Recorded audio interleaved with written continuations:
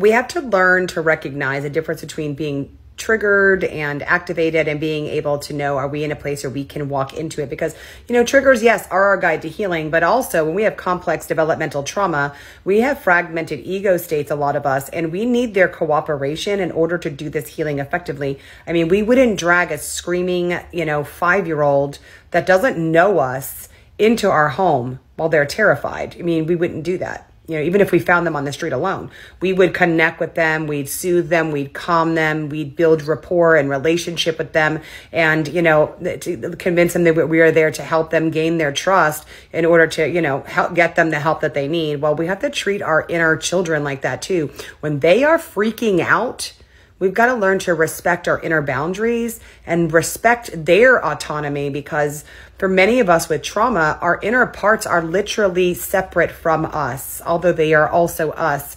And they are what gets in the way, in a sense, of our healing, but we need their cooperation, their buy-in, and, their participation in our healing for it to be successful.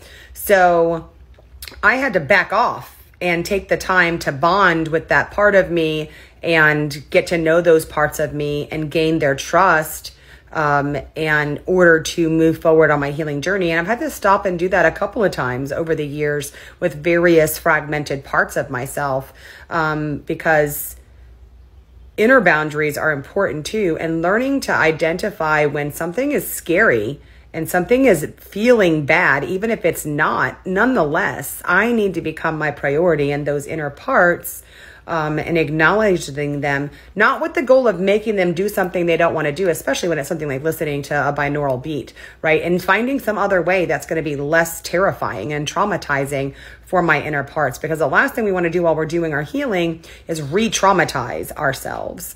And I like to focus on those times of learning to reparent and love and comfort those parts, and not so much on forcing any kind of healing, because in the long term, that's actually very detrimental to our progress.